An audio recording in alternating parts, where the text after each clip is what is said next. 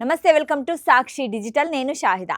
భారత్లో Chinese food అనగానే చాలా మందికి ముందుగా గుర్తొచ్చేది చికెన్ మంచూరియా. రెస్టారెంట్లు, వీధి బండ్ల వద్ద అత్యంత ప్రాచుర్యం పొందిన ఈ వంటకం చైనాకు చెందిందని అందరూ భావిస్తారు. కానీ ఆశ్చర్యకరమైన నిజమేంటంటే ఈ వంటకానికి చైనా దేశానికి కానీ అక్కడ మంచూరియా ప్రాంతానికి కానీ ఎలాంటి సంబంధం లేదు. ఇది అచ్చంగా మన దేశంలో, మన ముంబైలో పుట్టిన ఓ దేశీ ఆవిష్కరణ. ఈ కథ 1970ల దశకంలో ముంబైలో ప్రారంభమైంది.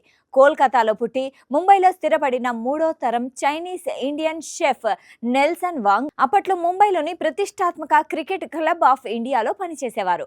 ఒకరోజు ఒక కస్టమర్ వచ్చి మెనూలో ఉన్నవి కాకుండా ఏదైనా కొత్తగా విభిన్నమైనవి ఏదైనా చేసి పెట్టమని అడిగారు. ఆ సమయంలో నెల్సన్ వాంగ్ ఒక ప్రయోగం చేశారు.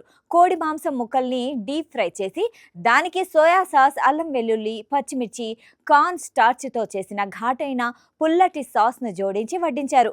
ఆ కొత్త వంటకానికి కస్టమర్ ఫిదా అయ్యారు.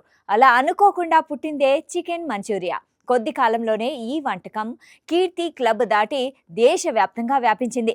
ఆ తర్వాత నెల్సన్ వాంగ్ ముంబైలో చైనా గార్డెన్ పేరుతో సొంత రెస్టారెంట్ను ప్రారంభించి ఈ వంటకాన్ని మరింత ప్రాచుర్యంలోకి తెచ్చారు. అనతి కాలంలోనే మంచూరియా అనేది ఒక ప్రదేశం పేరుగా కాకుండా ఒక ప్రత్యేకమైన వంట శైలిగా మారిపోయింది.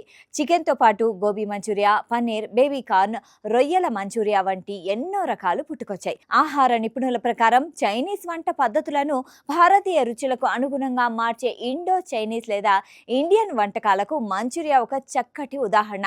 పేరు విదేశీది అయినా దాని ఆత్మ, రుచి పూర్తిగా భారతీయమైనవి. నేడు వీధి బండ్ల నుంచి 5 డైనింగ్ రెస్టారెంట్ల వరకు ఫ్రైడ్ రైస్, హక్కా నూడిల్స్తో పాటు తప్పనిసరిగా కనిపించే మంచూరియా మన దేశంలో జరిగిన ఒక అద్భుతమైన పాక శాస్త్ర ఆవిష్కరణకు నిలువెత్తు నిదర్శనం.